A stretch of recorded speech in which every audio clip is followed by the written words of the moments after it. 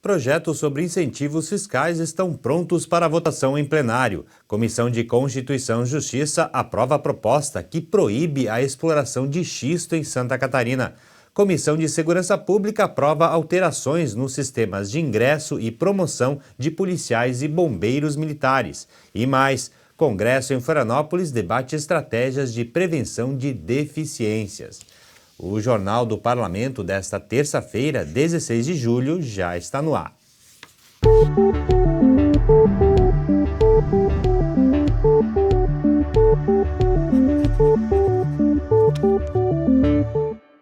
Boa tarde. A Comissão de Finanças e Tributação realizou ontem uma reunião extraordinária. Os parlamentares aprovaram os relatórios aos projetos de lei de autoria do Governo do Estado que tratam dos incentivos fiscais.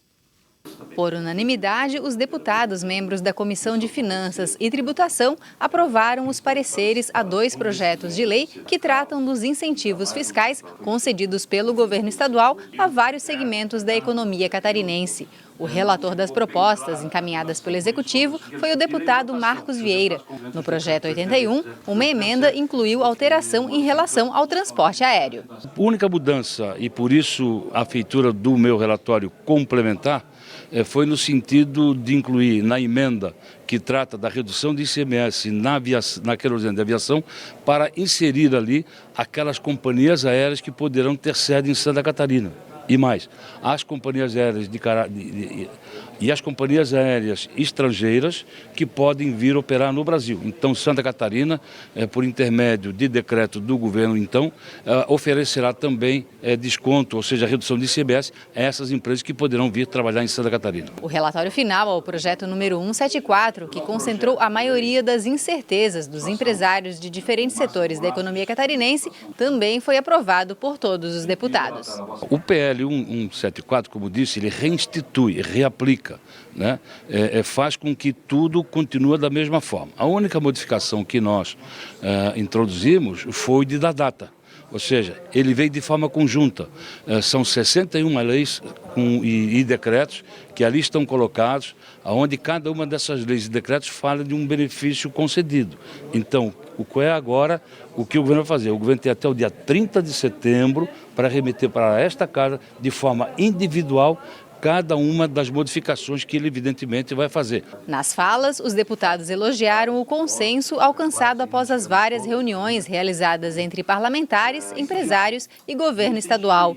A promessa é que um novo projeto deverá ser apresentado pelo governo no segundo semestre, regulando os benefícios fiscais para setores ainda não contemplados após as negociações. Em razão dessas dúvidas, de alguns problemas que possam ocorrer entre a aplicação da lei ou no momento da aplicação da lei, o governo está disposto a fazer as devidas correções. Então, até 30 de setembro ficou como data ajustada para que as necessárias alterações que precisam ser feitas sejam encaminhadas pelo governo para a Assembleia Legislativa.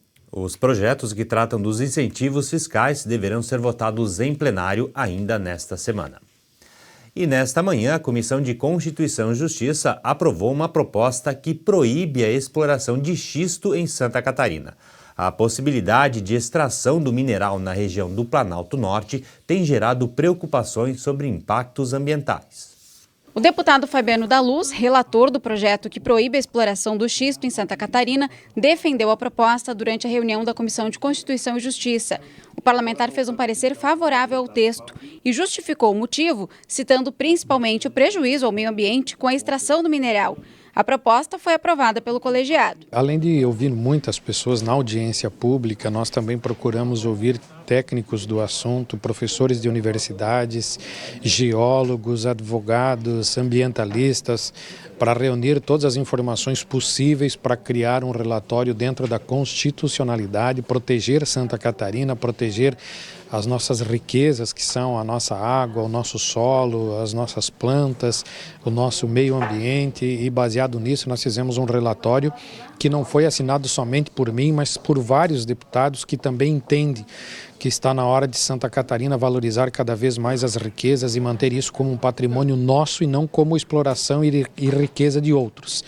A Comissão de Constituição e Justiça também discutiu sobre o projeto de resolução que propõe uma emenda à Constituição Federal.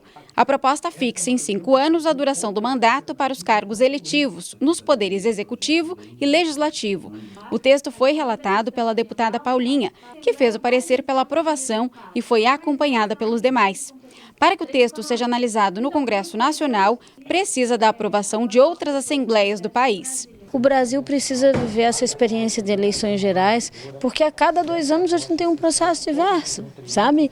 E acho que os mandatos, encerrando num período de 5 anos, todos eles juntos, inclusive os mandatos de senadores, facilita a compreensão do país na sua organização administrativa. Penso que a gente vai evitar despesa pública, a gente vai dar celeridade às demandas da sociedade e acaba com essa coisa de a gente dividir mandatos, né? Mal termina um mandato, começa outro, enfim. Acho que as eleições gerais é uma medida bastante justa. O colegiado ainda aprovou o projeto de lei que extingue turmas de recurso do Tribunal de Justiça de Santa Catarina. A matéria foi aprovada com uma emenda que estabelece que a sustentação oral dos advogados será feita por videoconferência nas comarcas do interior do estado. Também foi aprovado o texto que inclui a internet como meta previsível na política de desenvolvimento rural. Na lei, já estão incluídas a eletrificação, a irrigação e a telefonia. A Comissão de Constituição e Justiça aprovou ainda a proposta que obriga a remoção de madeiras apreendidas para o local adequado, sob a responsabilidade do infrator, para que o material seja reaproveitado. Quem também se reuniu nesta manhã foi a Comissão de Segurança Pública. Os deputados que integram o colegiado aprovaram 2 projetos de lei que beneficiam policiais e bombeiros militares. A reunião da Comissão de Segurança Pública foi acompanhada por policiais e bombeiros militares. Em pauta, 2 projetos de lei que alteram os sistemas de ingresso e promoção das categorias. O primeiro deles modifica os critérios para a contagem de tempo de serviço.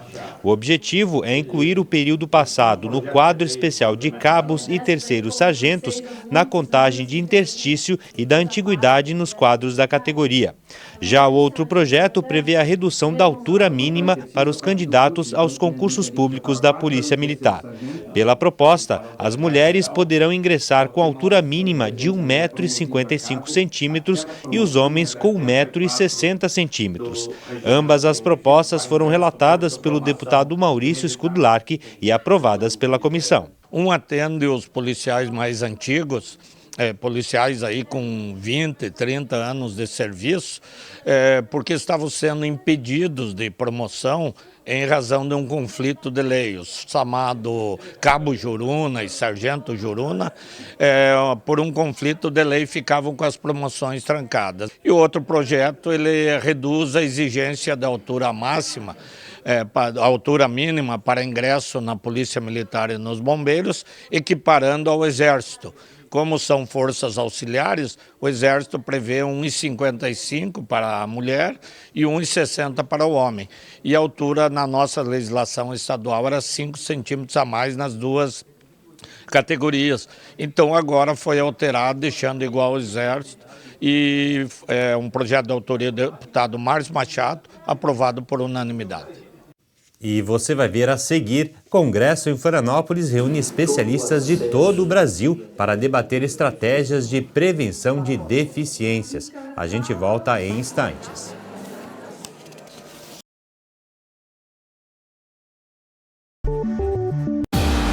Pelo que você luta? Pelos direitos das crianças e adolescentes? Pelos direitos dos idosos? Pelo fim da violência contra a mulher?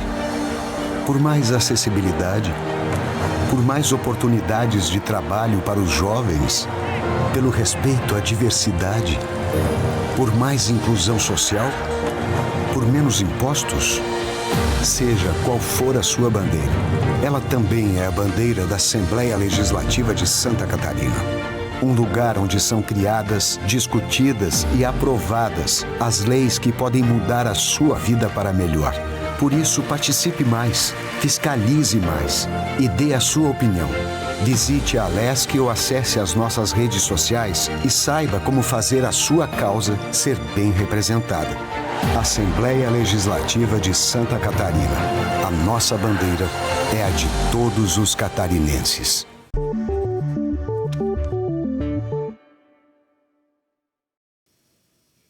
A Comissão Mista de Responsabilidade Social se reuniu ontem na Sala das Comissões aqui na Assembleia. Na ocasião, os integrantes do colegiado definiram a data para a realização do seminário que vai orientar os interessados em participar da premiação. Composta por representantes de 10 entidades de classe, a Comissão de Responsabilidade Social da Assembleia Legislativa se reuniu para tratar da edição do prêmio de 2019. Os integrantes definiram ainda a realização de um seminário para o dia 2 de setembro. O evento vai apresentar cases de sucesso e a importância do balanço do relatório de sustentabilidade, assim como o período de inscrições para o prêmio. A premiação é para quem se destaca com ações desenvolvidas junto à sociedade. No ano passado, mais de 160 inscrições foram efetivadas, mas apenas 102 foram concluídas. As inscrições deste ano estão disponíveis até o dia 20 de setembro. Nós vamos ter o nosso seminário para fazer as empresas com que elas entendam a necessidade e a importância da participação desse evento. Então, o seminário vai ser para mostrar o que é a responsabilidade, o que é o balanço, objeto do nosso certificado. Vamos trazer cases de sucesso que realmente todas as empresas que participem, as entidades, elas demonstram o quanto é importante esse certificado. E profissionais de diversas áreas públicas e professores das APAES de Santa Catarina e do Brasil participam do primeiro Congresso Brasileiro de Prevenção a Deficiências.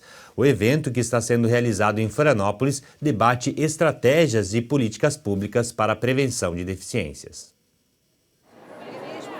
De Portugal, Kiana traz as experiências vividas lá. Socióloga e educadora infantil, trabalha com uma instituição que lembra muito a APAE. A diferença é que no país dela, qualquer atividade é organizada de forma mais centralizada. Portugal tem uma organização administrativa totalmente diferente, não é um conjunto de estados, nem sequer um conjunto de regiões. É um país ainda muito centralizado. E, portanto, embora as regiões consigam desenvolver mais ou menos o trabalho, não há uma autonomia que permita grandes avanços. De qualquer forma, há um trabalho já muito importante feito ao nível da prevenção, do diagnóstico precoce principalmente, e aqui estou a aprender também muitas coisas que espero depois poder passar. Assim como ela, cerca de 700 profissionais de APAES de Santa Catarina e do Brasil e servidores públicos de vários estados participam do primeiro Congresso Brasileiro de Prevenção de Deficiências, promovido pela Federação das APAES de Santa Catarina. O evento é realizado na UFSC, em Florianópolis. Nós tivemos que fazer uma pesquisa para ver o que havia de prevenção em todo o Brasil e até na América do Sul, e não achamos nada onde pudéssemos estar mandando nossos profissionais que já fazem a prevenção dentro das APAES, mas que pudessem se capacitar mais. Então resolvemos no ano passado, por sugestão da Coordenadoria de Saúde e Prevenção, de fazer esse congresso. O congresso traz como tema Quebre paradigmas, evite deficiências. Para o presidente da Comissão de Defesa da Pessoa com Deficiência da Assembleia Legislativa, o deputado Vicente Caro Preso, 70% dos casos poderiam ser evitados através de trabalhos preventivos.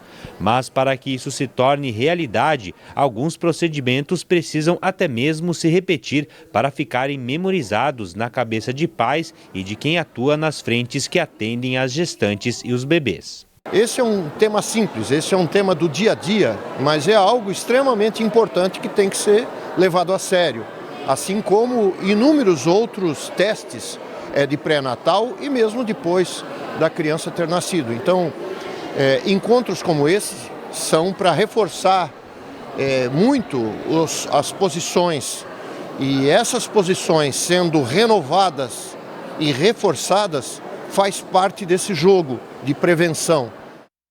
E o Jornal do Parlamento termina aqui. Outras informações você acompanha às 6h45 no TVA Notícias. Uma boa tarde para você.